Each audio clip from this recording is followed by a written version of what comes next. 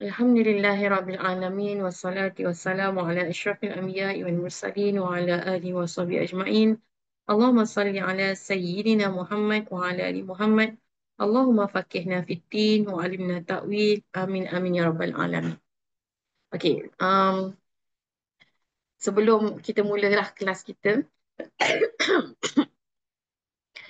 um, bolehlah Ustazah Afidah dengan Ustazah Syafawati bolehlah buka mic untuk kita round pertama kita berkenalan. Kita berkenalan bersama. Eh, dia spotlight muka saya pula. Okey. Jangan spotlight muka saya. Okey, kita untuk round yang pertama ni, para ustazah-ustazah sekalian, kita hanya secara ringkas nama kita dan kemudiannya kita sekarang ni bersiaran di mana. Kita bersiaran di mana dan kemudiannya mungkin boleh dikongsikan apa-apa sahaja yang berkaitan dengan keterlibatan kita yang bersangkutan dengan Al-Quran, insya-Allah. Jadi para para kita katakan hadirin hadirat kita ni, oh ustazah ni, kan, kalau macam apa ni orang kata, macam saya rajin dah dengan Fakih ni, so kenal dah. Ni kita nak kenal dua orang lagi ni kan, insyaAllah. So saya perkenalkan sebab dalam skrin saya ni, sebelah saya ni Ustazah Afidah. So kita mulakan dengan Ustazah Afidah dulu. Nama, bersiaran daripada mana dan apa yang dibuat yang bersangkutan dengan Al-Quran lah, insyaAllah. Assalamualaikum warahmatullahi taala wabarakatuh. Alhamdulillahi rabbil alamin wassalatu wassalamu ala asyrafil anbiya wal mursalin wa ala alihi wa sahbihi ajma'in. Rabbi shrah li sadri wa yassir li amri wahlul 'uqdatam min lisani yafqahu qawli. Amin amin ya rabbal alamin. Okay, Alhamdulillah, jazakillahu khairah kepada Puan Moderator kita Dr. Sarah, yang dihormati juga, yang dikasihi juga rakan penyampai bersama Ustazah Syafawati, dan begitu juga hadirin dan hadirat yang berada di dalam Zoom ataupun dekat dalam live YouTube pada waktu sekarang ni. Jadi nama saya Nur Afidah binti Muhammad Sharif. Jadi saya dikenali sebagai, biasa orang panggil Ustazah Afidah lah, itu panggilan saya lah. Lepas tu saya bersiaran dari Shah Alam, Selangor. Tak jauh, dekat je ni, dekat dengan Ustazah Sarah juga ni. Lepas tu apa lagi? Oh, yang keterlibatan saya. Saya sekarang ni tak terikat dengan mana-mana organisasi. Jadi saya bergerak sendirilah secara bebasnya. Jadi saya bergerak sebagai seorang Quranic learning coach. So saya punya kebanyakan pembawaan saya ini lebih kepada Quranic recharge, di mana di dalamnya itu ada dari segi pembacaan, pemaknaan membaca Al-Quran, lepas tu pemaknaannya bagaimana untuk dijadikan Al-Quran itu sebagai yang meluruskan kita punya pemaknaan hidup lah. Jadi di dalam tu juga ada hafalannya dan bagaimana di dalam solat itu diperbaiki melalui bacaan Al-Quran. Itu saja secara ringkas. InsyaAllah. Uh, apa boleh kata kerdil je saya berbanding Ustazah Afidah. Masya-Allah, sumbangan pada Al-Quran itu sangat besar lah, kan. Okey, kita persilakan yang kedua, kita punya panel kita. Saya pun tak tahu sebenarnya sampai satu, sampai dua, sampai tiga. Tapi panel seterusnya Ustazah Syafawati. Baik, jazakillah khair Dr. Sarah, sahabat sepengajian di UM, yang dihormati Kak Afidah, senior saya di Darul Quran. Assalamualaikum warahmatullahi wabarakatuh. Mungkin ada yang dah kenal, ada yang belum. Saya nama Syafawati binti Salihan, bersiaran daripada Kajang 2. Kalau ada warga Kajang 2 ke Kajang ke Bandar Tek kat sini, adik-adik kita lah tu. Bolehlah komen-komen sikit kan. Kau ada di kawasan sekitar, bukan nak pergi rumah malam-malam, tak.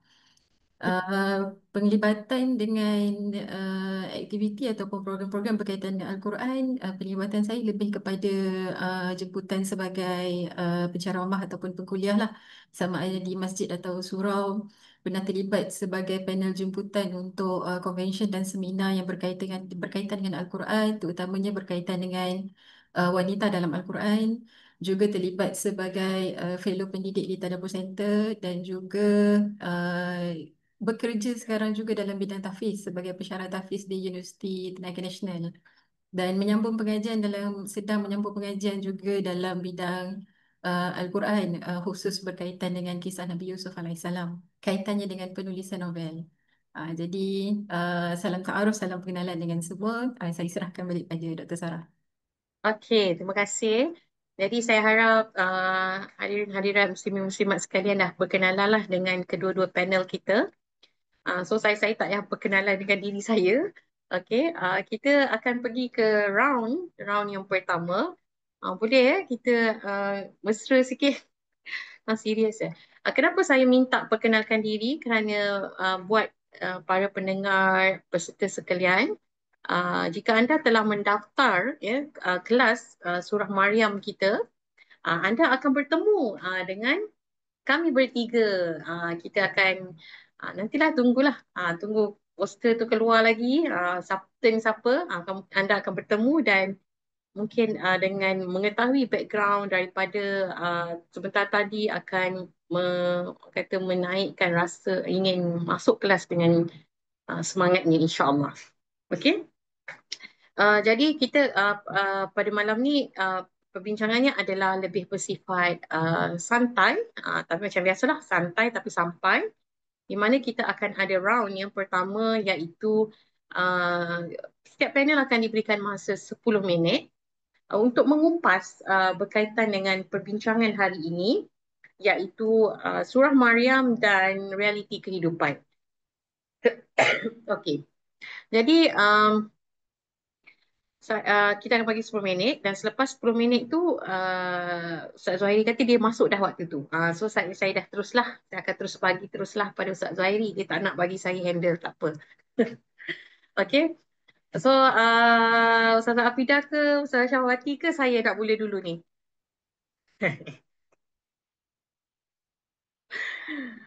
Saya masuk jam 9 lagi. Alah Ustaz Zuhairi, saya bagi kat Ustaz lah. Aduh. Ustaz Zuhairi nak ambil ke? Tu Ustaz Zuhairi tengah driving tu.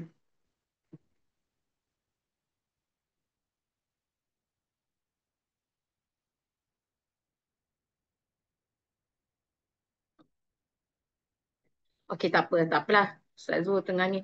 Saya cuba memulakan perbincangan kita pada malam ini. Saja saya nak share ni, share sikit. Tapi bila saya bercerita sekejap lagi, saya tak buka lah slide ni. Kita share sikit. Ini adalah antara bahan yang saya buat untuk kelas akan datang, Tadabbur Surah Maryam, di mana saya mengunci tajuk di bahagian saya adalah perjalanan spiritual seorang Maryam, memburu hikmah dan ibrah. Untuk pengetahuan para peserta dan pendengar muslimin muslimat sekalian, untuk perbincangan surah Maryam ini saya telah diberi amanah untuk memberi fokus kepada perjalanan seorang yang bernama Maryam. Adapun ada yang di antara kami yang diamanahkan untuk bercerita tentang Nabi Zakaria, ada yang bercerita tentang lain-lain lah. Mereka akan cerita sendiri nanti. Jadi untuk hari ini, ni antara poin-poin lah. Tak habis lagi, baru macam ni. Nampak macam wow, tapi belum. Untuk 10 minit round pertama ini, saya akan mengupas dua perkara yang saya tonjolkan di laman Facebook saya. Iaitu perkara pertama adalah Maryam menjadi inspirasi Nabi Zakaria alaihissalam, dan yang kedua adalah hikmah, disebutkan minuman pada ayat ke-24, pada ayat ke-25 makanan, tetapi pada ayat ke-26 Allah menyebut makan dan minum. Maksudnya pada ayat 24 Allah sebut minuman dulu, pada ayat ke-25 makanan. Tetapi pada ayat 26 Allah sebut makan dulu baru minum. Jadi ada di situ yang kita boleh sebut sebagai kemukjizatan ilmiah, ijaz yang just ilmi lah, yang kita boleh ambil daripada tersebut, insyaAllah. So kita mulakan. Saya kira perbincangan daripada Ustazah Aini dan juga Ustazah Nik Fatma sebelum ini telah dikupas dengan lebih baik lah. Maka pada hari ini saya ingin berkongsi dengan anda bahawasanya berkaitan dengan Maryam telah menjadi inspirasi kepada Nabi Zakaria.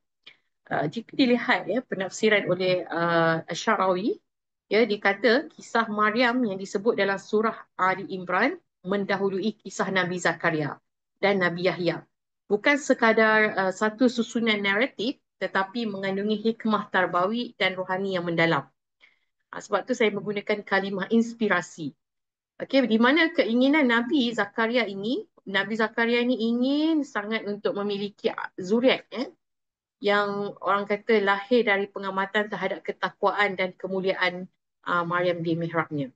Okey, nak cerita dia, Nabi Zakaria ni dia nak sangat anak. Jadi dia pergi kepada Maryam ketika Nabi Zakaria memasuki mihrab di mana tempat Maryam beribadah. Baginda mendapati Maryam memiliki pelbagai jenis makanan yang tidak diketahui sumbernya. Lalu Nabi Zakaria bertanya, "Wahai Maryam, dari mana engkau memperolehi makanan-makanan ini?" Ya, sebab yang kita maklumi, Maryam duduk di dalam mihrab dia itu dan tidak keluarlah untuk beribadah. Maka Maryam menjawab, "Ia dari sisi Allah, sesungguhnya Allah memberi rezeki kepada sesiapa yang dikehendakinya tanpa hisab." Boleh dilihat dalam surah Ali Imran ayat ke-37. Jadi, Asy'arawi menjelaskan bahawa pertanyaan Nabi Zakaria ini bukan sekadar ingin tahu sumber makanan, tetapi mencerminkan sifat berhati-hati dan penuh hikmahnya seorang Nabi. Seperti seorang hakim yang ingin memastikan sesuatu kebenaran. Namun, jawapan Maryam bukan pandangan rohani Nabi Zakaria bahawa rezeki Allah tidak tertakluk kepada sebab dan musabab yang lazim. Allah mampu memberi tanpa perantaraan, tanpa waktu dan tanpa syarat sebab akibat yang biasa berlaku dalam hukum alam. Okey, maknanya kalau Allah dah izinkan perkara itu terjadi, tak perlu ada sebab. Allah akan bagi. Kun fayakun. Jadi pemberian rezeki yang luar biasa kepada Maryam itu merupakan cara Allah mengingatkan Nabi Zakaria akan keluasan rahmat dan kekuasaannya. Ia menjadi isyarat bahawa sebagaimana Allah memberi rezeki kepada Maryam tanpa sebab zahir, begitu juga Allah mampu berkuasa untuk mengurniakan anak kepada Nabi Zakaria sekalipun isteri Nabi Zakaria itu sudah usianya lanjut dan juga disebut dan dikatakan sebagai mandul. Okey. Dalam jadi Nabi Zakaria berkata, seolah-olah Nabi Zakaria berkata, jika Allah mampu memberi rezeki kepada Maryam tanpa sebab, maka tiadalah mustahil bagi Allah untuk mengurniakan aku anak walaupun tanpa sebab yang biasa, meskipun aku tua dan isteriku mandul. Di sinilah seperti dihuraikan oleh Asy'arawi, lahirnya doa penuh pengharapan dan keimanan Nabi Zakaria yang kita boleh lihat dalam surah Ali Imran ayat 38. Ketika itu Zakaria berdoa kepada Tuhannya. Katanya, "Wahai Tuhan, kurniakanlah aku dari sisi-Mu zuriat yang baik, sesungguhnya Engkau Maha mendengar doa." Kemudiannya, Maryam menjadi sebab kepada kebangkitan semula harapan Nabi Zakaria. Sebab Nabi Zakaria ni dia nak sangat anak, tapi dia rasa isteri dia dah tua dan mandul. Jadi boleh ke dia dapat anak? Tapi bila dia melihat Maryam ini memperolehi makanan tanpa sebab musabab, maksudnya dia tidak pergi bekerja, tidak keluar mengambil makanan, tapi dia dapat makanan tu, jadi menyebabkan Nabi Zakaria ni merasakan menjadi fenomena ataupun peristiwa yang berlaku pada Maryam tu menjadi inspirasi kepada Nabi Zakaria. Why not aku terus berdoa kepada Allah supaya kurniakan aku zuriat yang aku perlukan, kan? Jadi kisah kelahiran Nabi Yahya daripada Nabi Zakaria yang tua dan isterinya yang mandul menjadi contoh nyata tentang kekuasaan Allah mencipta kehidupan di luar hukum biasa. Dan kalau tadi Nabi Zakaria nak ada anak ini, dia terinspirasi daripada Maryam yang dapat rezeki. dan kemudiannya Nabi Zakaria dapat Nabi Yahya, dan bila berlaku bila berlaku peristiwa Maryam mengandung untuk melahirkan Nabi Isa tanpa seorang suami, maka ketika itu maka ketika itu Nabi Zakaria pula menjadi inspirasi kepada Maryam. Okey, menurut Syarawi, Maryam mungkin akan bukan. Okay. Saya kurang. Anak saya nangis pula. Ada kejap Jadi bila kita melihat kepada itu, hubungan antara kisah Maryam dan Nabi Zakaria ni bukan sekadar kronologi lah, tetapi merupakan rantaian hikmah dan bimbingan ilahi yang saling menguatkan.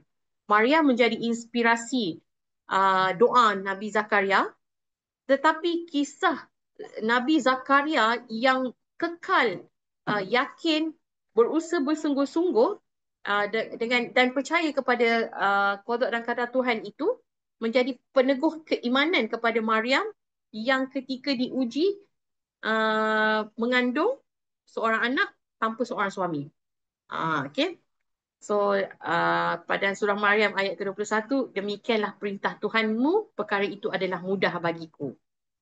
So bila kita cuba kaitkan dengan tajuk kita pada malam ini, surah Maryam dan realiti kehidupan, secara tidak langsung sebenarnya dia memberi kita satu petunjuk bahawasanya tidak salah dalam kehidupan kita untuk menjadikan orang lain itu inspirasi kepada kita.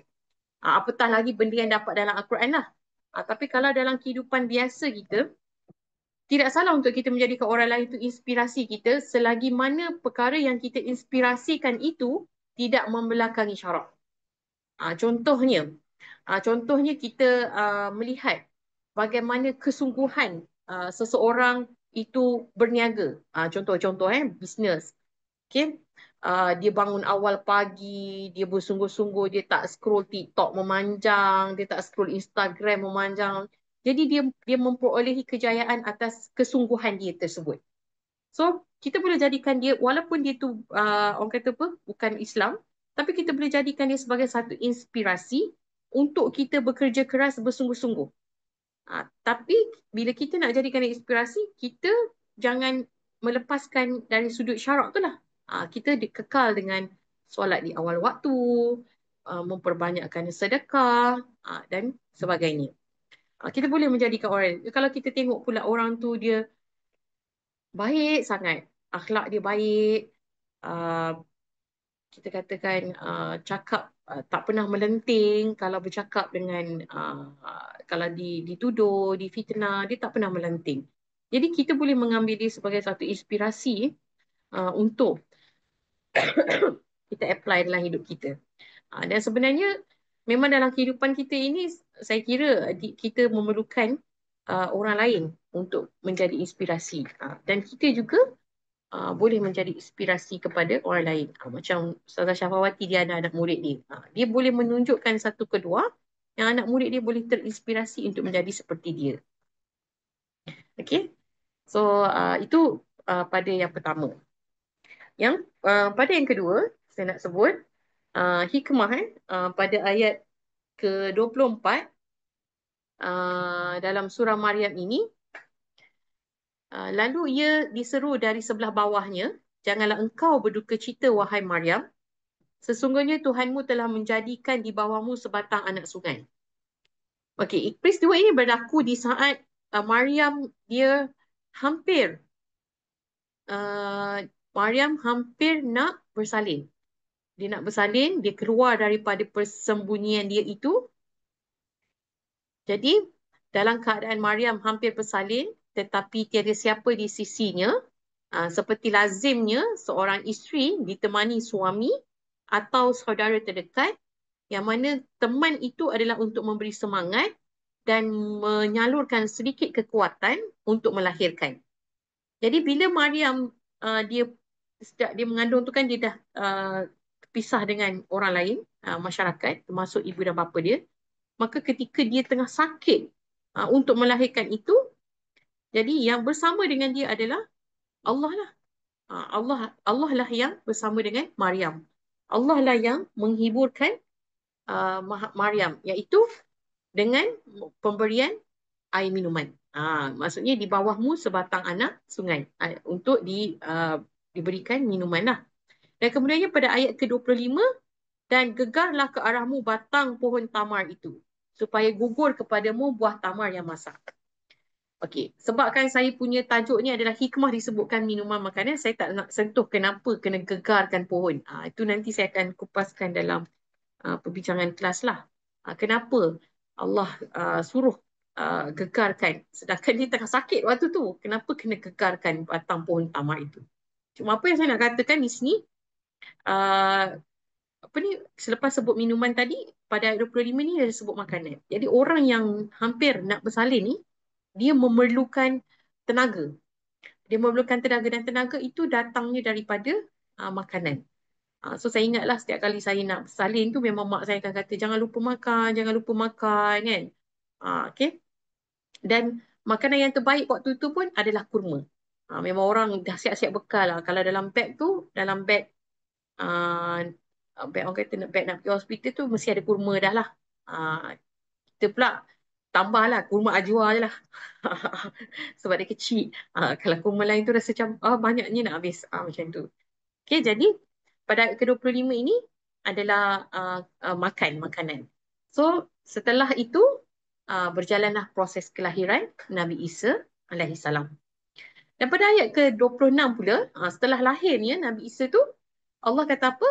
Maka makanlah dan minumlah serta bertenanglah hati dari segala yang merunsingkan. Jadi Allah menggunakan kalimah makan dahulu, baru minum. Dan kemudiannya bersenang hati. Ada pandangan sebut bersenang hati, bertenang hati pun samalah. Jadi bila kita melihat hikmah urutan penyebutan minuman dan makanan. Hikmah disebutkan minuman terlebih dahulu pada ayat ke-24 dan makanan pada ayat seterusnya ialah kerana air merupakan keperluan fisiologi paling asas bagi kelangsungan hidup manusia. Okay. Ada doktor-doktor dalam ni kan. Tubuh manusia boleh bertahan tanpa makanan selama beberapa minggu. Tetapi tanpa air hanya beberapa hari. Ini bertepatan dengan penemuan sains moden bahawa lebih 60 hingga 70% tubuh manusia terdiri daripada air. Dan air berperanan penting dalam kestabilan suhu badan. Ya. Penghantaran nutrien serta keseimbangan elektrolit. Okay. Sebagai mufassir juga menegaskan bahawa penyebutan air dahulu menunjukkan keperluan segera Maryam terhadap kelegaan dan kesejukan. Kerana dalam keadaan sakit bersalin, kehilangan air dalam badan amat tinggi. Oleh itu, air sungai yang disediakan Allah menjadi penyejuk, penghilang dahaga dan penenang jiwa sebelum tenaga dipulihkan melalui makanan. Ia juga selari dengan pandangan daripada Qurtubi yang maksud dia lebih cepat memberi manfaat, bahawa air diberikan dahulu kerana ia lebih cepat memberi manfaat dan lebih besar kesan hiburannya bagi jiwa yang sedang sakit. Okay. Pada ayat ke-26 pula, mengapa didahulukan makanan baru minuman? Ya, pada ayat ke-26 Allah menyebut makanlah dan minumlah. Makan dahulu kemudian minum. Maka ada pandangan mufassir menyebut urutan ini menggambarkan fitrah manusia. Setelah memiliki makanan dan minuman, iaitu manusia secara tabi'i akan makan dahulu. Maksud dia macam ni. Macam mudahnya, bila disediakan makanan dan minuman, manusia akan pergi ke makanan dulu. Kan? Kalau kita pergi kenduri kan, kita akan cari makanan dulu, baru cari air. Itu fitrah dia. Kita pergi mana-mana pun kita akan cari makanan dulu, baru cari air. Itu adalah fitrahnya. Okey. Jadi Al-Qurtubi menambah bahawa pada saat itu Maryam telah tenang, air dan makanannya sudah tersedia, maka Allah memerintahkannya untuk menikmati nikmat tersebut secara sempurna. Makan, minum dan beristirahatlah. Ia bukan lagi dalam konteks keperluan mendesak seperti sebelumnya. Seperti pada ayat ke-24 dan ke-25 tadi, memang keperluan mendesak, dia perlukan air sangat. Dan ayat ke-25 perlukan makanan untuk melahirkan, untuk memberi tenaga kepada dia dalam kelahiran. Manakala untuk 26 ni adalah lebih kepada konteks kita kata sebagai menikmati rezeki dan menenangkan diri setelah melalui ujian besar. Okay, jadi urutan minuman sebelum makanan dan kemudian makanan sebelum minuman bukanlah kebetulan, tetapi memperlihatkan kehalusan susunan kalam Allah serta kemukjizatan ilmiah dalam menggambarkan keperluan biologi dan psikologi manusia secara sempurna, iaitu daripada keperluan mendesak air kepada pemulihan tenaga, iaitu makanan, akhirnya kepada ketenangan batin, iaitu ketenteraman hati. So jadi saya bercerita daripada sudut ayat-ayat dalam surah Maryam ini, dan kita boleh kaitkan dengan semasa, iaitu uh, uh, bila kita belajar sains di mana tubuh kita lebih memerlukan air berbanding makanan. Bahkan apa ni, okay, tak apa, itu saya reserve untuk bercakap. Okey, so saya rasa cukup saja untuk saya. Saya serahkan kepada moderator yang sebenar, Ustaz Zuhairi. Silakan. Terima kasih banyak Dr. Sarah, Jazakillah khairan. Banyak benda juga saya nak tambah tapi saya moderator, saya sedar benda tu. Cuma masa awal masuk tadi saya masuk melalui handset je, sebab tu saya tak boleh nak bersama terus. Saya minta maaf. Ada satu je tambahan tuan-tuan puan-puan sekalian. Apabila Dr. Sarah baca ayat tadi, fanadaha min tahtiha alla tahzani, lalu ada satu suara menyeru Maryam di bahagian bawah. Dan apabila saya lihat dalam tafsir, yang famous ni ada dua pandangan lah. Satu kata yang memanggil Maryam daripada bahagian bawah tu ialah Nabi Isa alaihissalam. Maknanya Nabi Isa ni boleh berbicara masa dalam kandungan lagi. Okey, dan pandangan kedua adalah Jibril alaihissalam. Dan menariknya apabila disebut Jibril, kalau kita terimalah Jibril yang berbicara, ada satu ulasan menyatakan ini menunjukkan Jibril alaihissalam mengajar kita cara beradab. Beliau tidak duduk dekat dengan Maryam, tapi beliau duduk di satu bahagian bawah. Bawah tu tak dinyatakan dengan terperinci, tapi dia menjaga adab dengan Maryam sebagai seorang wanita, ya, yang perlu dimuliakan.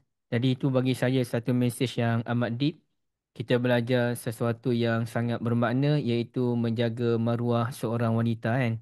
So kita pergi pada Ustazah Syafawati dulu. Ikut nanti-nanti baru kita dengar ucapan daripada kakak kita, kan. Ustazah Syafawati 10 minit ya. Baik Ustaz, insya-Allah saya cuba mematuhi masa. Senyum Dr. Sarah. Baik, Bismillahirrahmanirrahim. Assalamualaikum warahmatullahi wabarakatuh. Yang dihormati Ustaz Zuhairi, sahabat-sahabat panel dan tetamu sekalian yang berada dalam live pada malam ini. Dan secara ringkas untuk sesi perkongsian kita pada malam ni, kerana kita nak melihat surah Maryam dan realiti kehidupan, saya mengambil sedikit ringkasan, kalau sempat dua ayat, kalau tak kita fokus pada satu ayat sahaja, iaitu pada ayat ke-79. Bahagian saya nanti insyaAllah saya akan menerangkan bermula pada ayat 77 sehingga ayat 98 yang memfokuskan berkenaan dengan keesaan dan kekuasaan Ar-Rahman. Dan kenapa kita highlight berkenaan dengan sifat Allah Ar-Rahman? Kerana dominasi sifat tersebut yang ada dalam keseluruhan 98 ayat yang ada dalam surah Maryam. Dan insyaAllah saya cuba untuk menjambatankan apa yang dibawa oleh sahabat-sahabat pembentang sebelum-sebelum ini, akan menerangkan kisah-kisah yang ada dalam surah Maryam dengan penutup bahagian akhir yang ada pada surah Maryam, yang hakikatnya setiap satu poin yang ada pada penutup surah Maryam ataupun mana-mana surah sekalipun sangat terkait dengan isi kandungan yang ada dalam surah tersebut. Saya mengambil satu contoh pada ayat yang saya sebutkan tadi, ayat 79. Allah Subhanahu Wa Taala sebutkan kalla sanaktubu ma yaqulu wa namuddu lahu minal azabi madda, yang bermaksud sama sekali tidak, kami akan menulis apa yang dia katakan dan benar-benar kami akan memanjangkan azab untuknya. Walaupun insyaAllah nanti waktu sesi perkongsian pada slot saya pada bulan Disember nanti, kita akan melihat secara terperinci bagaimana ayat ini daripada sudut asbab nuzul yang terkait dengan ayat-ayat sebelum tu, terkait dengan kisah dua orang pemuda iaitu Ash bin Wa'il dan juga Khabbab bin Arad, sebagaimana yang disebutkan dalam hadis Bukhari Muslim. Tapi saya melihat dimensi ketiga, Kita dengan Quran kan ada 3 dimensi kita boleh lihat. Pertama, ketika ayat tersebut turun. Yang kedua, situasi ketika kisah ayat itu, yang situasi Nabi SAW, dan juga bagaimana kita melihat ayat tersebut bermain dalam kehidupan kita. Bila disebut dengan catatan amal, Ustaz, saya sangat nak kaitkanlah sebab saya sendiri pun berpegang pada dua benda besar kehidupan saya, al-as dengan ahsanu amala. Dan bila menyebut tentang catatan, aspek catatan ini sangat terkait dengan keenam-enam kisah yang ada dalam surah Maryam. Sama ada kisah panjang atau kisah pendek. Sebab kita tahu ada 3 orang Nabi yang disebut dengan kisah yang panjang. Kisah Nabi Zakaria, Nabi Yahya. Kemudian kisah Maryam dan juga kisah Isa. Dan juga kisah Nabi Ibrahim alaihissalam dan dengan bapanya Azar. Dan ada 3 kisah pendek dalam surah Maryam. Ada kisah Nabi Musa alaihissalam dengan Harun. Ada kisah Nabi Ismail alaihissalam dan juga ada disebutkan berkenaan dengan nama Nabi Idris. Tapi satu perkara yang saya cuba kongsikan di sini, kalau ada penambahan daripada sahabat-sahabat, silakan daripada Ustaz sendiri. Aspek bahagian tindakan mereka yang Allah catatkan, Allah Subhanahu Wa Taala zahirkan dalam Al-Quran. Satu persatu daripada kisah Nabi Zakaria alaihissalam, Allah catatkan, Allah zahirkan kepada kita satu aspek yang sangat, kisah Nabi Zakaria mungkin sangat panjang, sangat detail kehidupan seorang Nabi. Tetapi aspek yang Allah Subhanahu Wa Taala highlightkan ialah doa Nabi Zakaria. Satu bahagian yang mungkin kalau kita rasa malam-malam kita dengan Allah Subhanahu Wa Taala waktu tahajud tu, kita rasa macam tak ada orang tahu. Tapi bagaimana Al-Quran menjadi buku manual, active manual book dalam kehidupan kita, bukan passive manual book. Kalau kita rasa tersembunyi sembang-sembang kita dengan Allah Subhanahu Wa Taala, begitulah rasa mungkin yang ada pada Nabi Zakaria alaihissalam bila mengadu kepada Allah Subhanahu Wa Taala dengan pembentangan doa yang sangat spesifik, pembentangan doa yang saya sifatkan komunikasi strategik lah kalau kita sebut macam tu kan. Perincian kenapa Nabi Zakaria meminta begitu, bagaimana dia highlightkan keadaan dirinya dan sebagainya. Jadi pada satu saat yang sangat-sangat kita kata mungkin tersembunyi doa kita, maka kita juga boleh sandarkan kepada apa yang dilakukan oleh Nabi Zakaria alaihissalam. Kerana itu bahagian sisi kehidupan baginda yang Allah catatkan dan bahagian itu Allah zahirkan kepada kita sehingga hari ini. Satu bahagian catatan yang sangat tersembunyi yang kita boleh untuk ambil manfaat. Dan begitu juga dengan kisah Maryam alaihissalam. Bahagian yang Allah catatkan ialah aduannya kepada Allah ketika yang sangat sakit tu. Kita sakit pun kita tak sampai minta mati. Mungkinlah kat situ semua yang ada kat sini harapnya begitu. Mentalnya sihat dan sebagainya. Tetapi tidak pada Maryam alaihissalam. Tapi apa kekuatan Maryam alaihissalam? Saya suka satu ayat dalam satu surah lain. Bila Allah sebut mereka sakit berperang, mereka luka kerana berperang, kamu juga luka. Tapi kamu ada Allah untuk kamu mengadu yang mereka tiada Tuhan untuk mereka mengadu. Motivasi yang Allah Subhanahu Wa Taala berikan kepada Nabi dan para sahabat ketika perang. Apa ayatnya? Allah Subhanahu Wa Taala Sayyidina Muhammad. Saya selalu sebut ayat tu tiba-tiba lupa pula Ustaz. Gitulah kalau tengah-tengah time macam ni kan. Jadi saat Ustazah, sorry Ustazah, ayat-ayat macam mana tadi? mereka luka In ketika takunu perang. ta'lamun.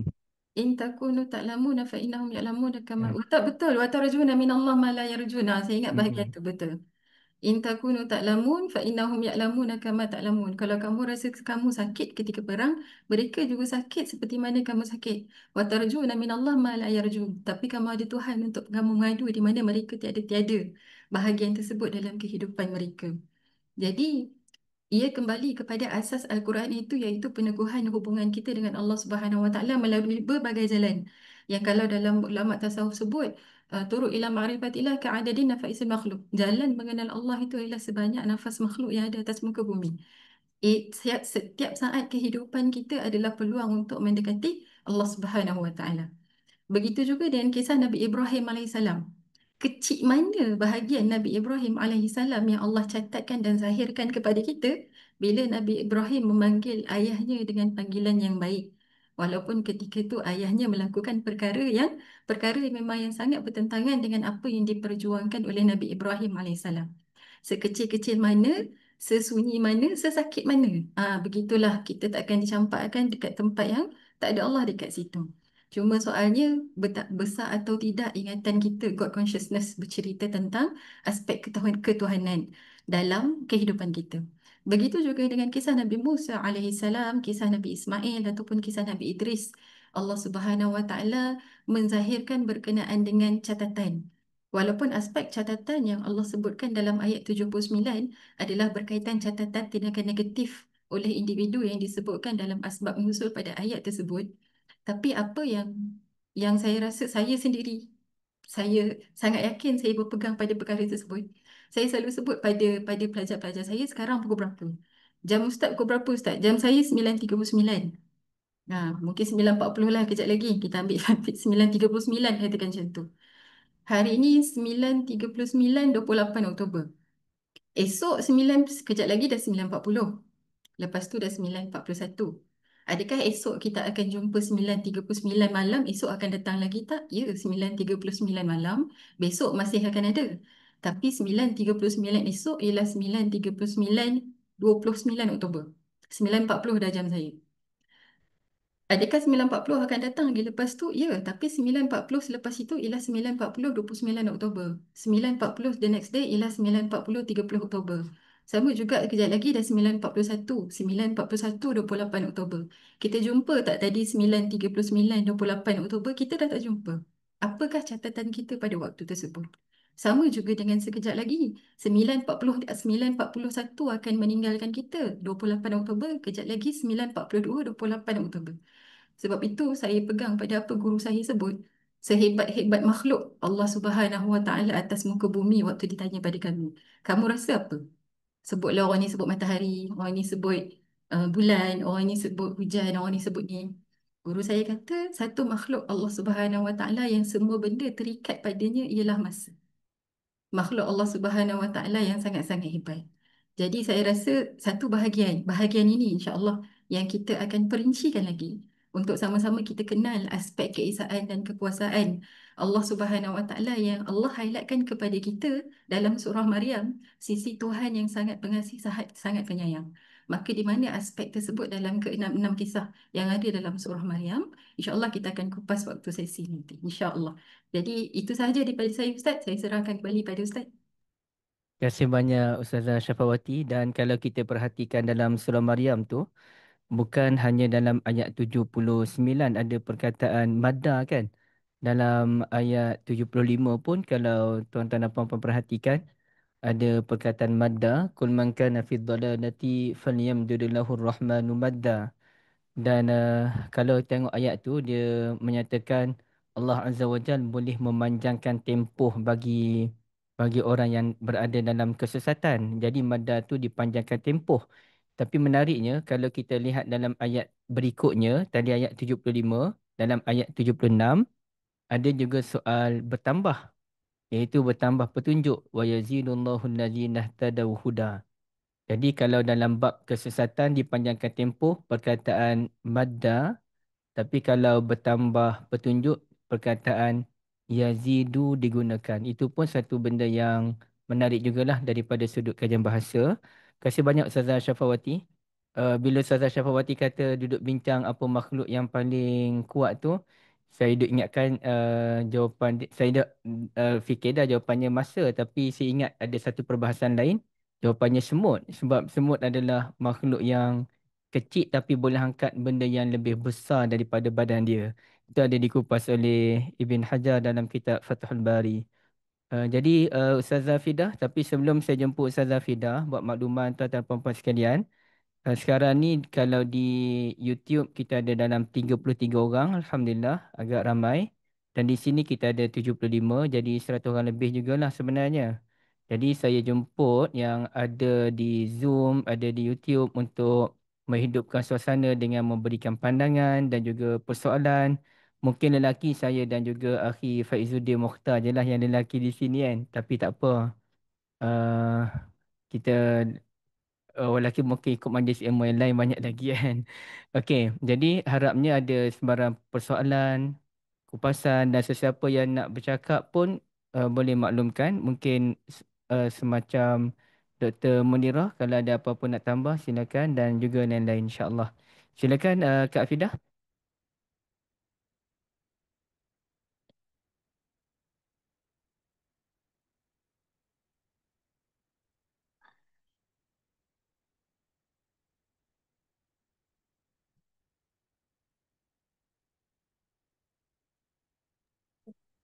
Assalamualaikum warahmatullahi taala wabarakatuh. InsyaAllah. Okay, Alhamdulillah. Lagi untuk kali ni jadi sebesalah pula masing-masing dia punya kupasan dia. Dr. Sarah tadi semua sebab akak ni memang ngam-ngam rasanya 10 minit ni kot insyaAllah. Itu sebab dia ada slide ni. Okay, tapi tak apa. Sebenarnya kalau ikutkan dari awal tu ikut kepada turutan nama saya paling atas sekali. So saya sangka saya penyampai pertama. Tapi lepas tu nampaknya saya yang terakhir. Lepas tu saya dalam maksudnya yang ketiga. Jadi saya rasa macam elok juga macam dengar kepada dua kupasan tadi pun dah macam ini apa yang disusun sekarang ni dia dah macam kesimpulan dah kan. Okey tapi tak apa. Tapi kalau dua tadi kedengarannya macam agak lebih ilmiah lagi ataupun lebih pendekatan akademik lagi lah kupasannya tu kan. Kalau saya pula, saya lebih kepada mula-mula sekali saya datangkan kepada satu bentuk pemerhatian fenomena semasa lah. Jadi saya ni dah lebih kurang dalam setahun lebih ke 2 tahun lah kan. Saya dah banyak aktif jugalah dekat dalam TikTok. Tapi saya bukanlah TikToker yang dikenali ramai, tak pun. Tapi saya dah mula nak tengok-tengok kat dalam tu macam mana. Dia seperti dekat dalam satu dunia yang agak lain sikit lah daripada Facebook kan. Lepas tu apa pemerhatian saya dekat dalam tu yang salah satu perkara yang agak dapat banyak sambutannya lah kan, iaitu di mana pencarian tentang mencari persoalan. Maksud bukan mencari persoalan, mencari jawapan. Ada banyak persoalan dan kebanyakannya yang mencari jawapan itu dan dapat sambutan tu apabila dia menjawab tentang siapa diri kita. So kalau misal kata dibuka kaunter lah kan, mengenali diri itu memang dapat sambutan ramai lah kan. Okey, tapi sebenarnya dilihatkan tu, jadi nak mengenali diri manusia ni, kalau dilihatkan kenapa banyak sambutan tentang mengenali diri itu dia ramai pengikut dia, ramai yang sangat nak tahu tentang diri dia. Dia bertanya dengan orang tentang diri dia kan. Jadi dilihatkan di dalam tu sebab apa? Sebab dia mengalami satu situasi-situasi yang kadang-kadang tu mereka stuck. Mereka stuck sama ada permohonan ataupun dia punya harapan dia tak tertunai, dia punya usaha dia tak mendatangkan hasil. Jadi dia melihat dekat mana silapnya dekat situ. Ataupun dia mengalami kegundahan perasaan dan sebagainya. Dia nak curhat-curhatkan kat dalam tu. Ada banyaklah kat situ. Itu setakat pemerhatian yang ada lah kan. Okey, jadi apa yang boleh kita dapatkan panduannya daripada Al-Quran ataupun dari secara khususnya sekarang ini dari doa Nabi Zakaria. Sebenarnya dari doa Nabi ini pun, doa Nabi Zakaria ini pun, dekat dalam ini pun telah katanya ibaratnya seperti kita telah mendapat satu gambaran besar, satu gambaran besar tentang perjalanan hidup kita. Sebenarnya untuk mengenali diri kita, kita kena tahu apa dulu. Kita kena kenal apa dulu. Kita meletakkan diri kita ini pada satu tempat duduk ataupun satu kedudukan yang bagaimana. Okey, kita tengok dekat dalam ayat yang keempat, surah Maryam. Qala rabbi inni wa hanal 'azmu minni washta'ala ar-ra'su shayban wa lam akun bidu'aika rabbi shaqiyya. Sekejap dia tak berapa familiar sangat ni nak share. Dia dah lama tak PKP tak ni kan. Tak kelas online sangat ni, terkial-kial sikit. Okey, maksud dia, ia merayu dengan berkata, wahai Tuhanku, sesungguhnya telah lemahlah tulang-tulangku dan telah putih melepaklah uban kepalaku. Dan aku, wahai Tuhanku, tidak pernah merasa hampa dengan doa permohonanku kepadamu. Okey, kita lihat kan kalau pertama, kepada siapa Nabi Zakaria itu memohon. Kepada siapa Nabi Zakaria merayu, iaitu kepada Rabb. Kepada Rabb. Jadi permohonan ataupun channel submission Nabi Zakaria itu kepada yang benar, kepada satu-satunya tempat penggantungan penuh dan total secara sempurna, iaitu Rabb. Iaitu siapa Rabb itu? Allah. Dia pengatur dan dia pencipta alam ini. Okey, dengan berkata itu satu bahagian. Seterusnya, sesungguhnya telah lemahlah tulang-tulangku. Ini keadaan fiziknya, keadaan fizikal Nabi Zakaria. Nabi Zakaria meletakkan kedudukannya yang sangat lemah berbanding dengan siapa yang sedang dirayunya, dengan siapa yang sedang dipanggilnya, diserunya, iaitu Allah Subhanahu Wa Taala. Dan di situ kalau dilihatkan seperti yang dikatakan oleh Ibnu Katsir kan, iaitu bukan Ibnu Katsir ya. Oleh As-Sa'di dalam tafsirnya, tafsir As-Sa'di, iaitu dengan berperantaraan kondisi fizikal yang sudah tua dan lemah, ini merupakan salah satu bentuk wasilah yang disukai Allah kerana membuktikan keberlepasan seorang pendoa dari daya dan upaya dirinya sendiri serta menunjukkan kebersandaran hati pada daya dan upaya Allah semata. Kan? Okey, jadi kebergantungannya jelas di sini, iaitu kepada Allah Subhanahu Wa Taala. Dan aku, wahai Tuhanku, tidak pernah merasa hampa dengan doa dan permohonanku kepadamu. Okey, jadi di sini kita terus lihat. Okey, terus lihat di sini iaitu tentang sunnatullah, tentang aturan alam ini yang di mana Allah Subhanahu Wa Taala meletakkan ada beberapa elemen dekat dalam sunnatullah. Ini adalah gambaran besar. Yang pertama, dalam ciptaan alam ini Allah Subhanahu Wa Taala meletakkan keseimbangan. Boleh dirujuk di dalam surah Al-Hijr ayat yang ke-19. Dan bumi ini, terjemahan dan bumi ini kami bentangkan dan kami letakkan padanya gunung ganang yang kukuh terdiri serta kami tumbuhkan padanya tiap-tiap sesuatu yang tertentu timbangannya. Okey, jadi jelas. Ada beberapa lagi ayat yang lain. Was-samaa'a rafa'aha wa wada'al mizan. Ada keseimbangannya dekat dalam aturan alam ini. Seterusnya dekat dalam Al-Mizan ni dia ada dua sub-elemen, iaitu yang pertama azwaja. Itu secara berpasangan. Kalau dalam tentang berpasangan ini, dia bukan semestinya lelaki dan perempuan. Dia ada juga yang terlibat dengan fenomena. Kan? Ada panjang, ada pendek, ada susah, ada senang, ada kaya, ada miskin. Ada apa lagi? Ada kering, ada basah. Kan? Semua dia ada berpasangan. Semua sekali tu ada. Dan sub-elemen yang kedua di dalam keseimbangan ini adalah qadari maklum ataupun ukuran, kadar, specific rate yang Allah Subhanahu Wa Taala letakkan dalam ciptaan dia. Kan? Contohnya, tudung saya sekarang. Saya paling suka buat contoh tudung. Tudung saya sekarang. Tudung saya bentuk macam gini. Dikenali sebagai tudung. Sebab apa? Sebab dia memang saiz dia begini. Saiz dia perfect, saiz dia sesuai untuk tudung. Dan lepas tu pasangan dia apa? Pasangan dia sekarang, saya pakai brush ni. Brush yang di sini. Kan? Okey. Sekarang ni, kenapa brush tu ada dekat sini? Sebab brush itu dia menjadi pasangan kepada tudung. Pakai dia, maka tudung itu dapat terletak elok dekat muka saya. So dapat menutup aurat dengan baik. Kemudian dia pada saiz yang sesuai. Kalau dia bukan pada saiz yang sesuai, buatlah dia sebesar saiz pinggan. Saya takkan letak dia di sini dan dia takkan dikenali sebagai kerongsang tudung saya. Sebab apa? Sebab dia dah tak sesuai di situ. Kalau saya pakai, muka saya dah tak nampak dan keseimbangan itu setelah hilang, dia dah jadi tak sesuai untuk saya. Kan? Jadi secara gambaran besarnya dekat dalam alam ini Allah Subhanahu Wa Taala meletakkan keseimbangan pada dua sub elemen ini. Dilengkapi dengan dua sub elemen ini, maka keadaan itu seimbang. Seterusnya ada at-takwir. Pada keseimbangan tersebut, dia nanti akan melalui satu yang dinamakan gerakan membulat lah. Gerakan membulat dia bukan berputar pada tempat yang sama, tidak. Tetapi pada keseimbangan, ada satu ketika kita akan melalui bentuk ketidakseimbangan. Macam bumi. Ada waktu ketika nanti dia berlaku gegaran. Ada waktu ketika berlaku gunung berapi, letusan. Ketika itu mengalami ketidakseimbangan. Tetapi sesudah daripada itu, dia akan mengalami term yang baru. Dia ada term yang baru dan term yang baru itu ada keseimbangan yang lebih elok daripada keseimbangan sebelumnya. Begitu juga dekat dalam kehidupan kita. Dalam keseimbangan kita, ketenangan kita hidup sekarang ini, selalu kita mengalami kan banyak fenomena yang telah kita mengalami bentuk gegaran-gegaran hidup kita.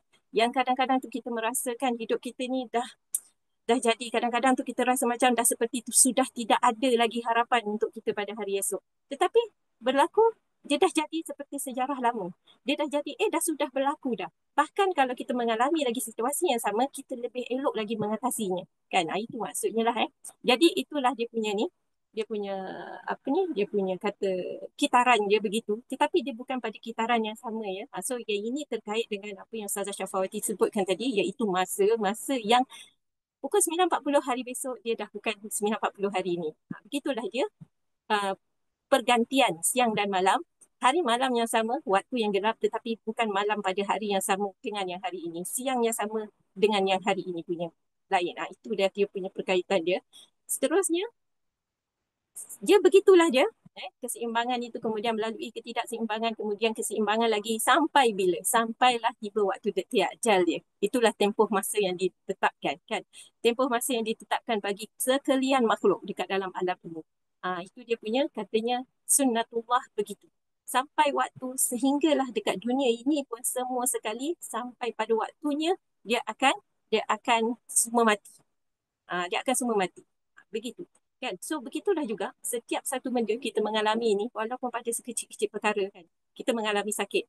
Kan? Di situ ada bentuknya yang dinamakan sunnatullah. Kan? Sunnatullah di mana kalau kita sakit kita yakin bahawa dia ada tempoh masa dia. Begitu juga umur kita. Dia takkan selama-lamanya kita hidup sebab dia akan mengalami yang dinamakan detik tempoh masa yang ditetapkan. Saya buat demo sikit.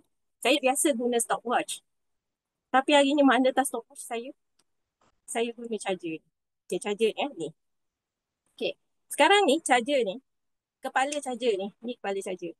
Kalau jumpa ni je saya nak charge, kita nak charge ini, bising satu rumah tau. Sebab apa? Wire dia tak ada. Tak dapat nak charge. Jadi ini pasangan dia. Okay, ini pasangan dia. Okay. Dia seimbang. So, adanya ni dia seimbang. Okay.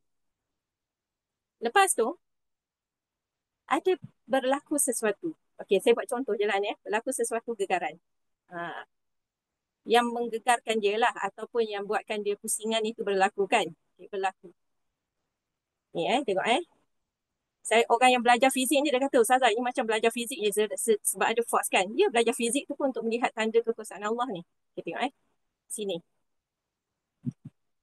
وَلَنَبْلُوَنَّكُمْ بِشَيْءٍ مِّنَ الْخَوْفِ وَالْجُوعِ وَنَقْصٍ من الأموال والأنفس والثمرات وبشر الصابرين. Sabarlah. Sebab memang akan berlaku pemberhentian tersebut. Dia akan berhenti. Macam mana bergoyang pun dia akan berhenti. Sebab apa? Goyang ni saya buat tak? Ya, saya tekan ini. Tapi goyang itu adakah dalam kawalan saya? Tidak.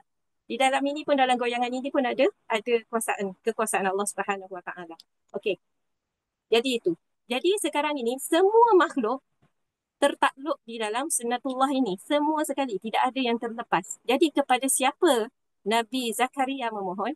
Kepada yang tidak terikat sama sekali dengan sunnatullah ini. Itulah dia pengatur kepada sunnatullah ini yang tidak terikat sama sekali dengan aturan ini. Dan dia juga yang boleh untuk melakukan sesuatu yang tidak mengikut aturan ini. Kan? Itu kalau kita lihatkan dekat dalam surah Maryam. Kisah Nabi Zakaria mendapat anak, dikurniakan anak ketika pada usia lanjut. Kan? Dalam keadaannya isterinya bagaimana kan. Lepas tu begitu juga pada apa yang berlaku kepada Maryam. Satu kisah yang tidak berada dekat dalam pusingan ini. Yang tidak berada seperti nama yang kita namakan seperti biasalah perempuan mengandung bila dah kahwin mengandung. Tetapi tidak berlaku pada Maryam. Kan? Lepas tu, kepada Nabi Isa AS. Bagaimana Nabi Isa bercakap pada waktu yang sangat kecil. Baru sudah dilahirkan. Dia tak biasa berlaku begitu.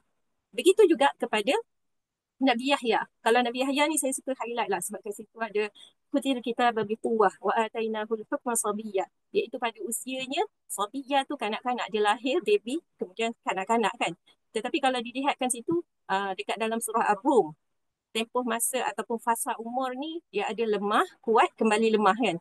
Tetapi ada satu yang tidak terikat dengan usia, iaitu Ar-Rushd, kematangan akal. Di mana Allah Subhanahu Wa Taala, kalau Allah Taala kurniaan kematangan akal itu boleh diberi walaupun pada usia yang kanak-kanak.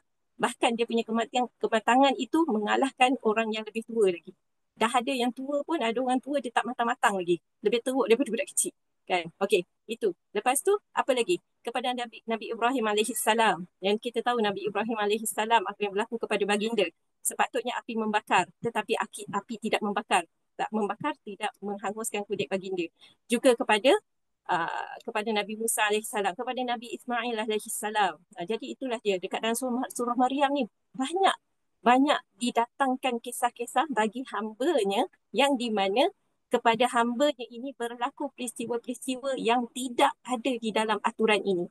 Tetapi siapa yang mampu untuk keluar daripada aturan ini, iaitu yang mengaturkan ataupun yang menentukan aturan ini sahaja yang boleh melakukan perkara itu. Jadi kepada siapa Nabi Zakaria telah memohon? Kepada Tuhan sekalian alam yang betul, yang tepat. Sebab apa? Sebab kalau seruan selain daripadanya, itu adalah seruan yang lemah. Wallahu a'lam bishawab. Terima kasih banyak Kak Ustazah Hafidah. Dan saya rasa inilah yang menjadi titik pembeza antara saya, Dr. Sarah, Ustazah Syafawati dengan Kak Fidah. Apa titik pembezanya? Iaitu bila orang-orang senior daripada kita lah kan. Bahasa senior kan. Dia lain sikit bahasa nasihat dia, bahasa pemerhatian dia tu. Barakallahu fikum. Kita orang muda ni betul lah kata Ustazah Fidah tadi. Kita lebih kepada perkongsian ilmu, akademik kan. Tapi pemerhatian alam tu ada pada orang-orang yang lebih kaya pengalaman dan bukan sahaja pada Ustazah Fidah tapi bahkan pada ibu-ibu, kakak-kakak yang hadir pada hari ini. Kalaulah diberi ruang untuk mensyarahkan ayat Al-Quran, saya rasa banyak hikmah yang boleh kami petik insya-Allah. Kak, boleh Kak ni dulu stop sharing dulu? Kejap, akak rasa akak dah stop sharing tapi kenapa dia tak stop?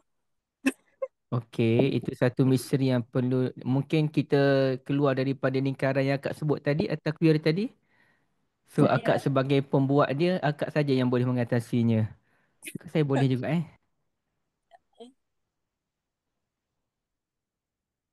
Akak dah ni tapi kenapa dia tak respon apa-apa ya? Sekarang ni akak macam hilang kontrol yang kat sini. Oh ya. Nak dibantu ke? Boleh, boleh. Silakan Sarah. Tak, dia kalau tu dia kena ni Okey, juga. dah. Oh, Alhamdulillah. betul lah Okay. yang pembuat tu adalah co-host kan. Terima kasih banyak Sarah atas bantuan tu. Okey, Tak, saya tak jadi sempat buat. Kak Afida yang buat sendiri. lah bukan Sarah yang buat. Tak sempat, tak sempat. Jadi buat Saya dulu. dah puji dah Dr. Sarah, rupanya bukan Saya Okey. tolak pujian tu cepat-cepat. Terima kasih banyak pada semua dan saya pun apabila perhatikan doa Nabi Zakaria alaihissalam banyak benda juga saya nak sentuh.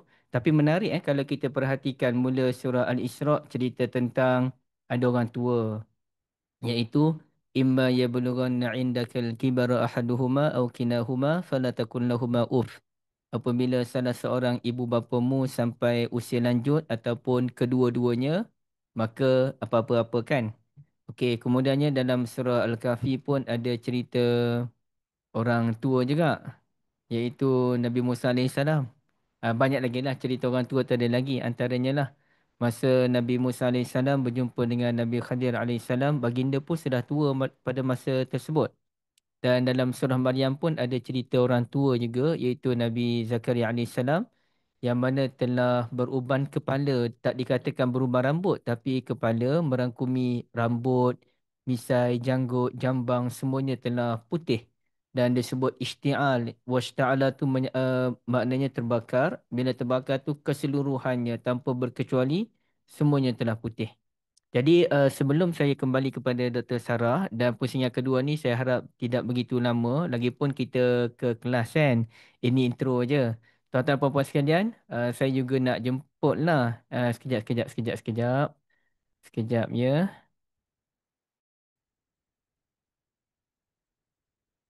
Mana saya nak cari ni? Okey.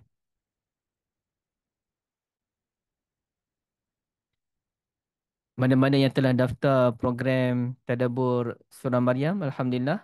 Dan sesiapa yang belum lagi sama ada di Zoom ataupun di YouTube, boleh tengok dia punya poster. Yang mana kelas kita akan mula pada 4 hari bulan 11 nanti bermula dengan Ustazah Eni Syahbudin. Okey. Kemudiannya sampailah 2 hari bulan 12 berakhir dengan Ustazah Syafawati. Jadi kita dah ada dah dia punya timeline dia tu setiap hari Selasa pada pukul 8 hingga 10 malam dan boleh dipanjangkan apabila ada soal jawab yang panjang lah kan. Okey, jadi sesiapa yang berminat untuk menyertai kelas ini boleh macam mana ya, boleh hubungi saya sendiri ataupun boleh hubungi peringkat Fakir Group. Jadi saya rasa kebanyakan tuan-tuan puan-puan ada cara lah untuk hubungi kami kan. Ataupun hubungilah mana-mana yang tuan-tuan puan-puan kenal di sini Ustazah Syafawati ke, Kak Afidah ke, Dr. Sarah ke untuk kelas Tadabbur Surah Maryam ni insya-Allah banyak benda. Dan bukan sahaja kita sediakan kelas, kita akan berikan sebuah buku e-book percuma iaitu berkaitan dengan apa munasabah antara surah Al-Isra dengan surah Maryam. Okey, e-book dalam bentuk insya-Allah yang senang dibaca lah. Dan juga kita akan juga sediakan kelas yang mana saya akan buat kelas percuma uh, sebelum bermula iaitu kita akan bahas tentang nama Maryam je. Kelas yang mungkin makan masa dalam 1 jam membahaskan nama Maryam menurut dimensi Al-Quran berdasarkan kajian ulama yang begitu geliga lah dalam kajian nama-nama tokoh dalam Al-Quranul Karim. Jadi kalau kita baca-baca tafsir tu mungkin ada tapi itu belum memuaskan lagi. saya ada satu kitab rujukan yang insya-Allah boleh memuaskan keinginan tuan-tuan dan puan sekalian. Nanti kita akan maklumkan bilakah kelas percuma tersebut insya-Allah. Itu terbuka. Bukan sahaja kepada peserta bahkan semuanya. Tapi yang ini kita khusus untuk peserta sahaja. Jadi siapa yang berminat boleh hubungi kami insya-Allah.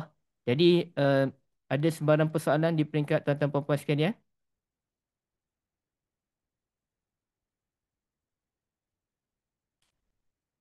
Dr. Menjerah ada nak tambah? Kau nak tambah poin buah kurma Dr. Sarah sebut tadi?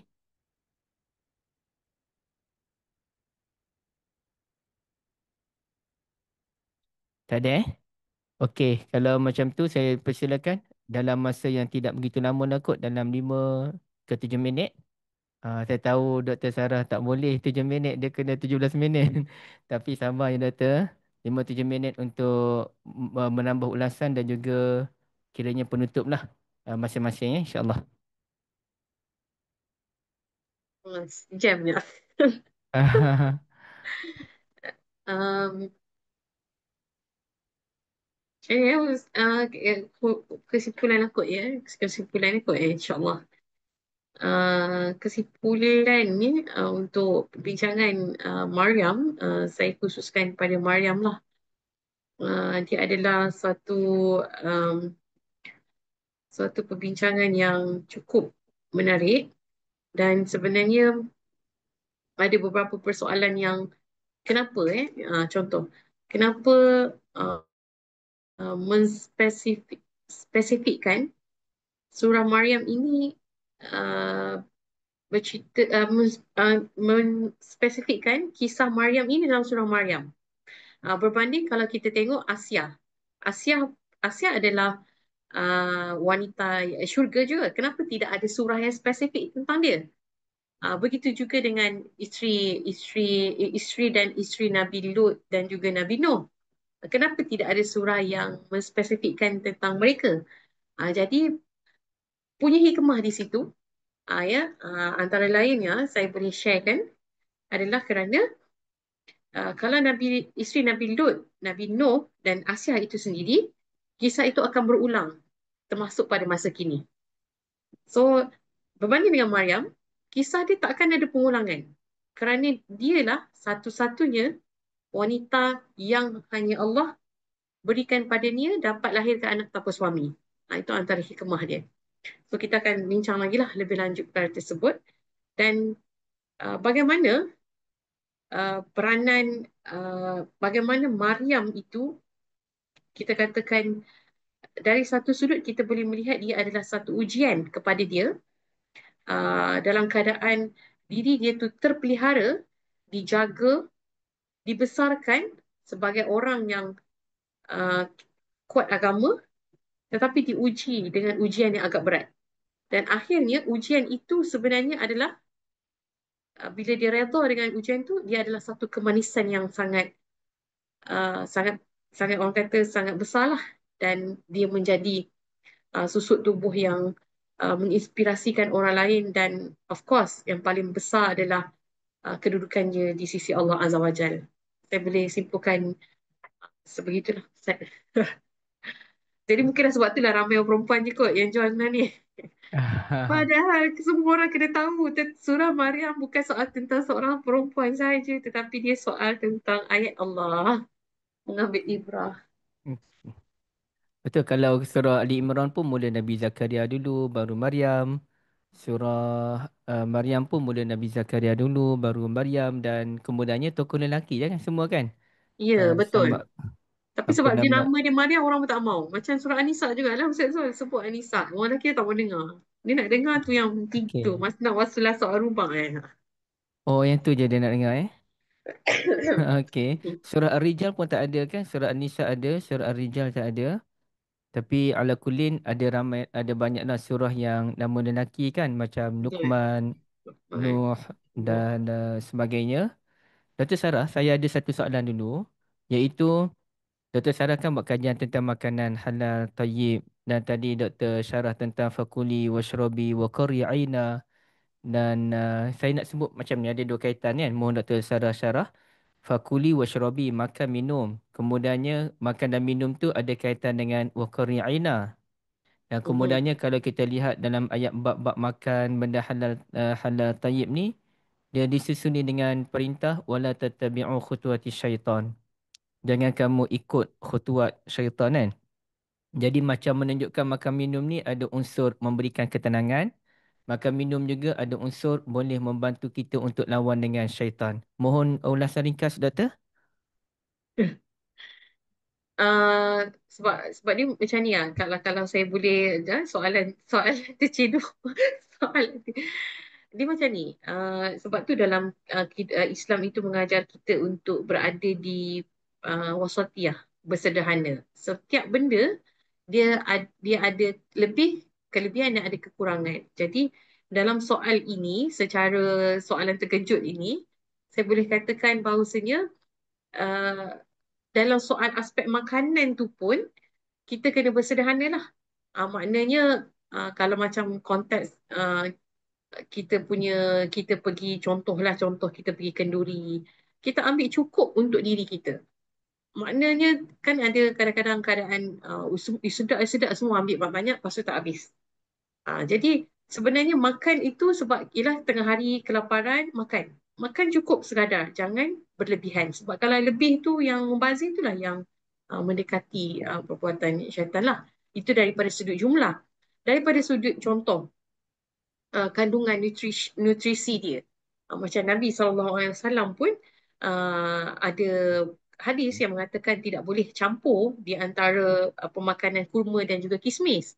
Jadi kita kan produk-produk kita kan memang campur kurma, kismis dan sebagainya. Tapi kenapa Nabi spesifikkan kepada dua perkara ini? Kurma dan juga kismis kerana kandungan nutrisi mereka ni sama.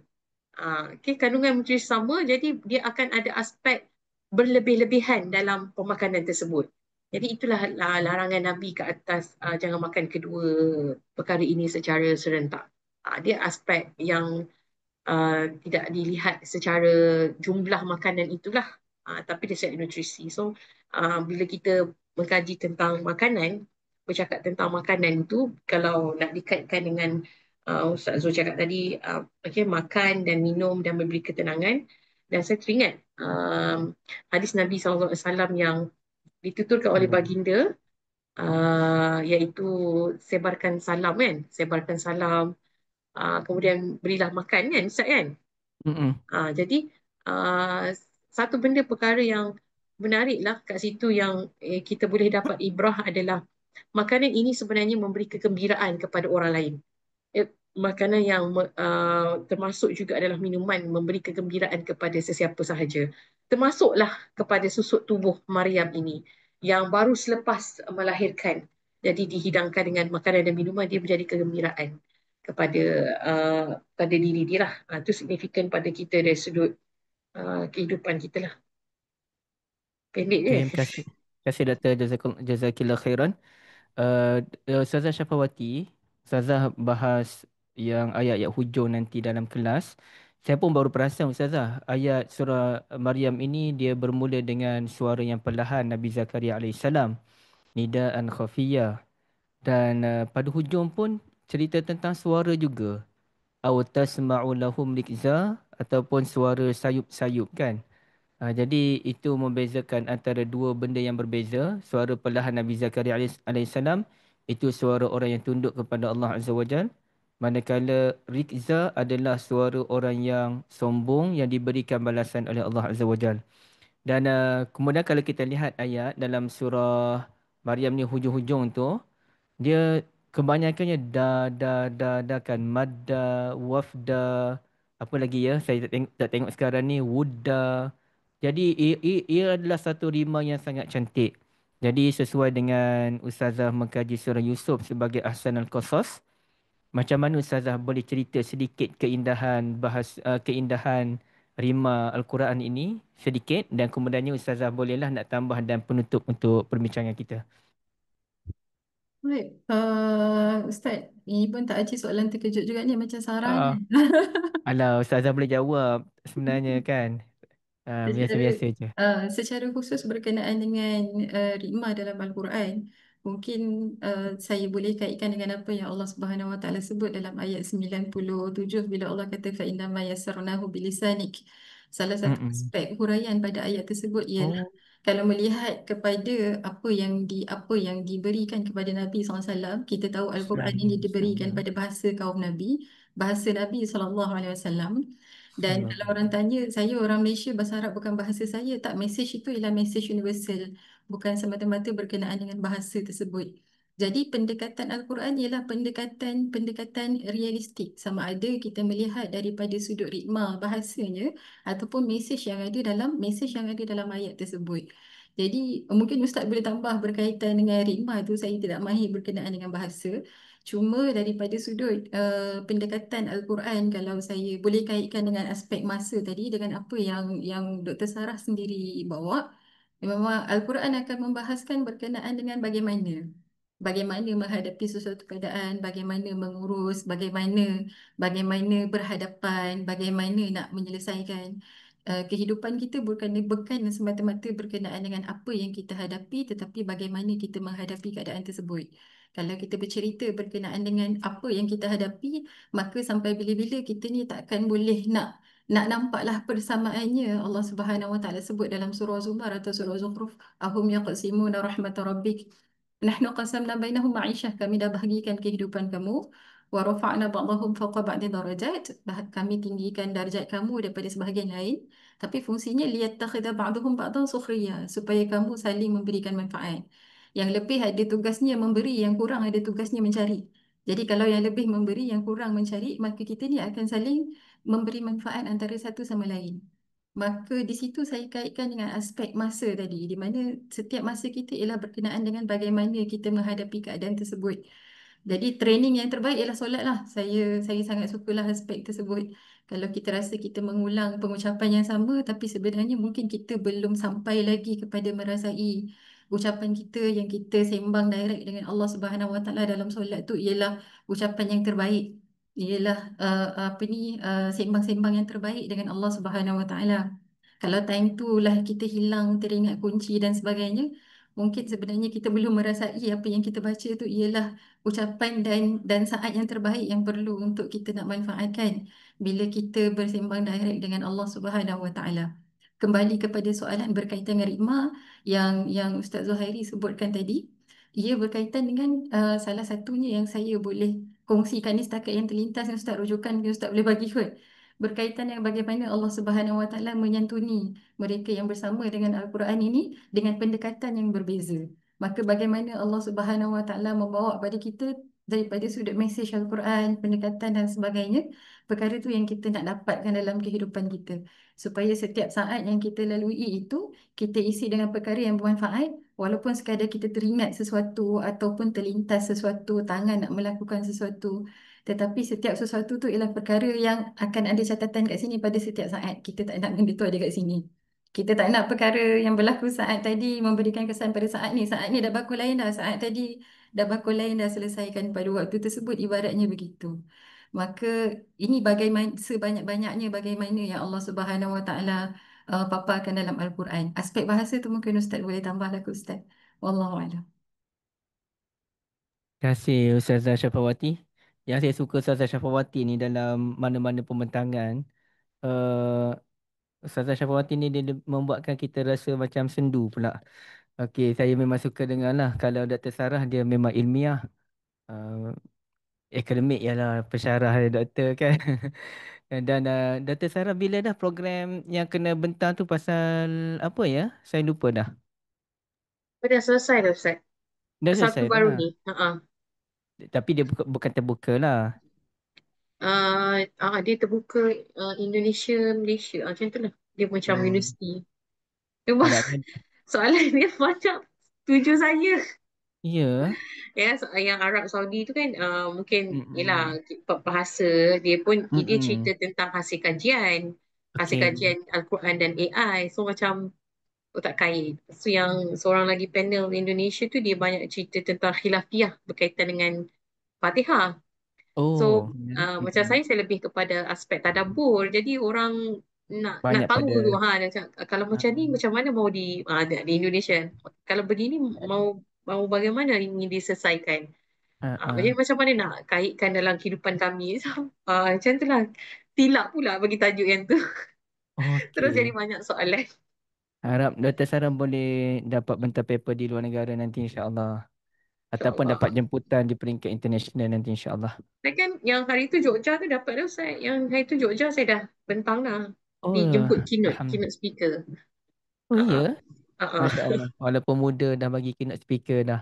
Tapi tak ada orang jemput pun kan. Alah, Okey. bidang kita Ustaz. Bidang Alhamdulillah. Kak Afidah tadi saya suka sangat teori itu. Kalau nanti akak boleh keluar dengan satu teori at-takwir apa tu, memang best. Dan kalau kita lihat dalam surah Al-Isra ada benda yang keluar daripada teori perjalanan seorang hamba menuju ke Masjidil Aqsa. Dalam surah Maryam pun keluar daripada itu kan kebiasaannya iaitu kisah Maryam dan juga Nabi Zakaria dapat anak. Dalam surah Toha pun sama iaitu tongkat Nabi Musa bertukar menjadi ular mengeluarkan cahaya. Jadi kesemua itu keluar daripada kebiasaan kita atas kehendak Allah Azza wa Jalla. Bahkan kita boleh lihat lagi dalam suratul Anbiya, seorang nabi yang berada dalam perut ikan masih boleh berzikir, kemudiannya keluar dengan selamat. Jadi ini semua benda-benda yang wow lah kita boleh ni. Mengajar kita bahawasanya dalam keadaan kesulitan ada datang kuasa Allah Ta'ala luar daripada kebiasaan. Mohon akak ulaskan benda ini dan juga membuat penutup perbincangan kita, Kak.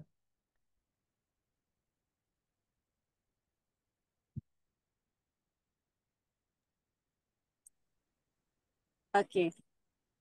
Boleh nampak ke ni? Boleh, Nampak boleh, eh? Kak. Mm-mm. Nampak. Okey, tadi sebelum tu akak suka nak tunjuk akak nak datangkan ni, Widitness. Pernah dengar tak Widitness ni? Kalau orang dalam pendidikan maybe pernah dengar kot. Oh, tak. Widitness tak pernah Okay, Widitness Mm-mm. akak memang selalu macam ini dah. Pembentangan akak ni akan lebih kepada saya ramai orang kan. Pembentangan saya ni lebih akan kepada pemerhatian dulu sampai saya bawa masuk dekat dalam ayat ni untuk jadi kita punya panduan. Itu biasanya pendekatan itu macam tadabbur aplikatif lah. Jadi Oh, lepas okey. daripada perjumpaan ini apa yang kita boleh ambil buahnya untuk kita jadi ingatan dan kita apply terus. Okay. Widitness ni keupayaan seorang guru untuk sentiasa peka dan sedar terhadap segala yang berlaku di dalam bilik darjahnya pada setiap masa. Jacob Kunin. Okey, ini orang barat punya ni lah, orang barat punya teori kan dalam pendidikan. Dia seperti dekat dalam kelas ini dia punya macam mana dia punya kawalan kelas dia. Contohnya kita kata dia macam ada insting tapi contoh.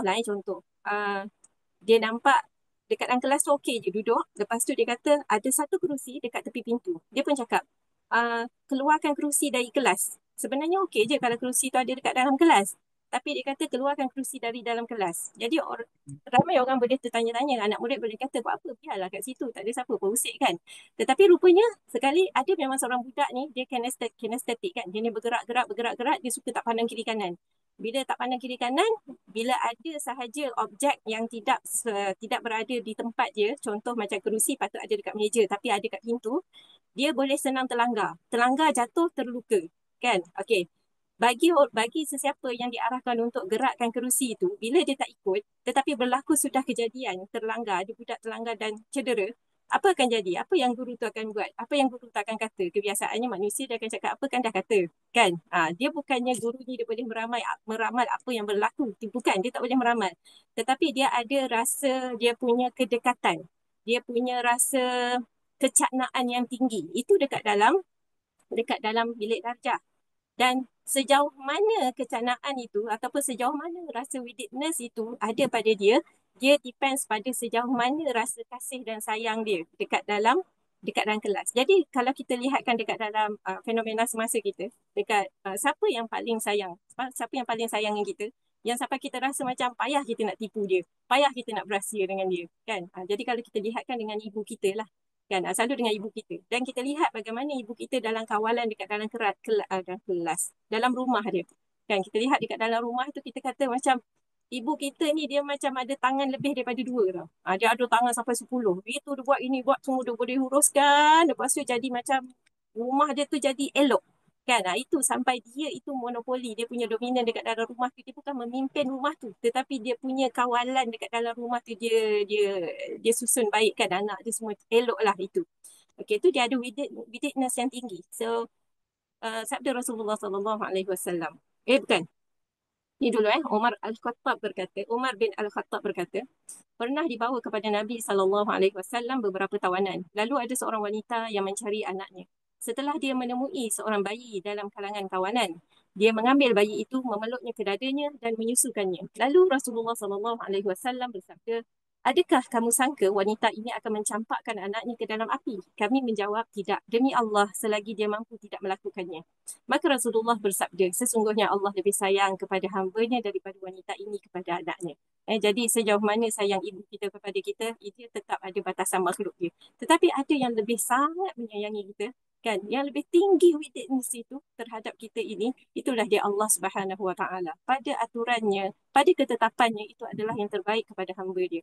So kalau kita lihatkan kepada di mana Nabi Zakaria, di mana hamba-hamba Allah yang Allah Taala telah nukilkan, telah letakkan kisah-kisah mereka ini yang terbaik di dalam Al-Quran ini, iaitu di mana mereka meletakkan diri mereka itu sebagai hamba pada tempat yang tepat dan meletakkan Allah itu pada tempat yang sangat tinggi, sangat agung, iaitu sebagai Tuhan. Tuhan satu-satunya Tuhan yang disembah, tidak ada langsung yang sekutunya ataupun tidak ada langsung yang boleh menyamai dengannya, kan? Jadi itulah dia. Sebab apa? Itulah dia sifat Ar-Rahman, Allah Subhanahu Wa Taala yang jauh mengatasi kasihnya seorang ibu kepada anaknya. Dan kalau kita lihatkan pun apa yang kita lalui dekat dunia, Allah Subhanahu Wa Taala telah menyatakan perumpamaan dunia itu dekat dalam surah Al-Hadid, bahawa dunia itu permainan penuh dengan kelalaian. Kemudian ada hiburan, hiburan, dan kalau kita lihatkan ini merupakan obsesi-obsesi kita dekat dalam dunia ni, kan. Ada perhiasan di mana setiap kita punya peningkatan umur kita tu ada perkara yang menarik perhatian kita yang boleh buatkan kita bermegah-megah. Ada bermegah dengan kedudukan, ada bermegah dengan jawatan kontrak, ada bermegah dengan jawatan apa lagi? Jawatan tetap lah, kan. Jawatan tetap lah. Kau kontrak, aku tetap. Kau gaji lebih tinggi, aku gaji tak tetap lah, apa dan sebagainya. Lepas tu harta dan anak, kan. Ini adalah perkara-perkara yang sering kali menjadi perkara yang diperbualkan.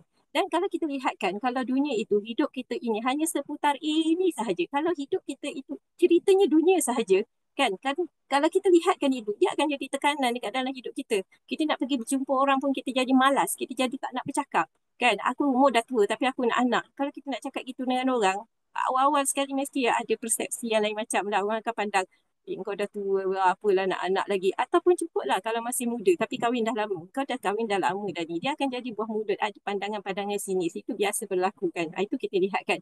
Dan kalau kita lihatkan, kalau dunia ini dunia semata, dia sangat menghimpit jiwa. Dia sangat membebankan. Kan kalau sandaran itu hanya terhadap diri kita sendiri. Kita nak kenal diri kita dalam keadaan kita hanya nak kenal diri kita sendiri. Kita memang akan rasa, kita akan rasa berat, kita akan rasa terbeban tanpa kita mengenal Allah Subhanahu Wa Taala.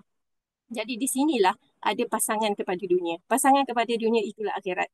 Kasih sayang Allah Subhanahu Wa Taala dengan mengadakan pasangan kepada dunia. Alam naj'alil arda mihada wal jibala autada wa khalaqnakum azwaja. Seperti mana kita tak dapat menolak pasangan bagi seorang wanita itu adalah pasangannya dengan lelaki, kan.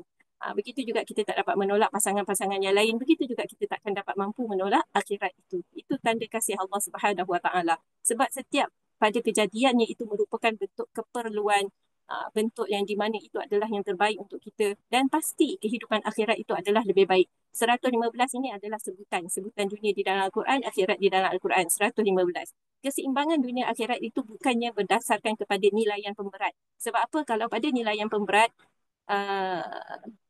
seandainya, ini hadis, seandainya dunia di sisi Allah sebanding dengan 11 sayap nyamuk, nescaya dia tidak akan memberi minum kepada orang kafir walau seteguk air. Apa yang Allah Ta'ala jadikan, apa yang Allah Ta'ala kurniakan kepada kita ini bukanlah sebab ada nilai yang material yang telah makhluk bagi kepada Allah. Sebab Allah Ta'ala tak perlukan itu. Sebab dia sifatnya Ar-Rahman, berlebih-lebih dalam pemberiannya. Untuk apa? Untuk kita stabil dekat dunia ini. Sebab kalau hidup ini dunia, hanya dunia tanpa akhirat, kita tak stabil. Jadi kita memerlukan keseimbangan. Kita memerlukan kita stabil dekat dunia dengan cara bagaimana kenali akhirat, dekati akhirat. Jadi hidup ini pada misi akhirat, kan?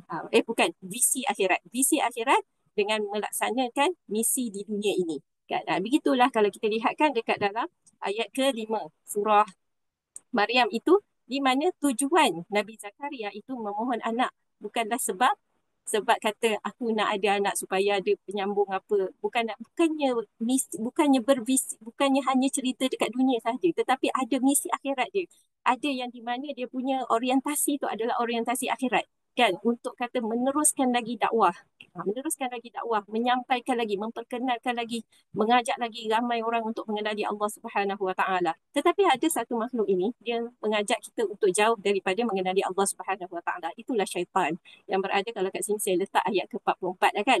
Inna syaitana kana lirrahmani asiya. Di sini terjadi macam pertanyaan, kenapa syaitan yang Ar-Rahman, kan? Sebab apa? Sebab Ar-Rahman itu pada sifat itu yang sangat boleh kata dekat seluruh alam ini terbentang pada sifat Rahmannya itu, tetapi syaitan suruh tutup. Jangan kenal, jangan dekat, jangan ingat akhirat. Jangan ingat akhirat. Jadi kalau memang menolak akhirat, tak nak ingat akhirat, tak berorientasi ke akhirat, memang jauhlah daripada Allah Ar-Rahman. Jadi itu saja. Wallahu a'lam bishawab. Terima kasih banyak pada Kak Fidah. Poin keseimbangan tu amat diberikan penekanan oleh Ustazah Fidah hari ini. Alhamdulillah. Jadi tuan-tuan dan puan-puan sekalian, rasanya kita tak perlu lagi panjang. Sekarang pun dah 10.30. Okey, di YouTube Alhamdulillah masih lagi bertahan selama 32 orang. Alhamdulillah, barakallahu fikum. 100 orang lebih ni masih maintain. Jadi sesiapa yang berminat untuk join kelas Tadabbur Surah Maryam, boleh hubungi kami. Dan insya-Allah nanti habis kelas mungkin dalam tahun depan, tengoklah bulan 2 ke bulan 3 ke, insya-Allah kami akan muncul dengan buku berkenaan dengan hikmah di sebalik surah Maryam. Saya sendiri dah mulakan penulisan, dah hampir siap dalam 30 ke 40%. Tapi nanti saya nak minta bantuan lah daripada ustazah-ustazah kita bagi menyempurnakan karya ini, insya-Allah karya kita bersama, kan. Kalau Ustazah Syafawati tak terlalu sibuk dengan PhD-nya, boleh tambah sikit-sikit. Alhamdulillah, itu satu nikmat daripada Allah. Jadi saya ucapkan terima kasih sekali lagi khusus buat panel kita, Dr. Siti Sarah, Ustazah Fida, Ustazah Syafawati, jazakumullah khairan. Juga kepada seluruh audiens yang hadir pada hari ini, Kak Ruqayyah, Ibu Hafsah, Puan Dini, orang yang paling saya sayang, Puan Kemariah dan lain-lain. Barakallahu fikum.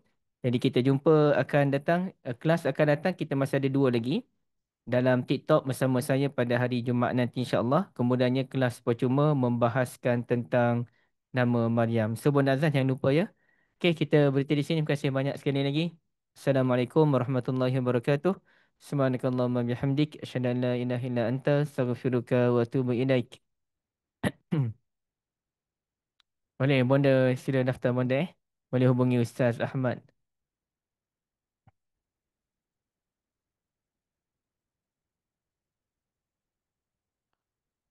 Okey, saya end dulu, ya.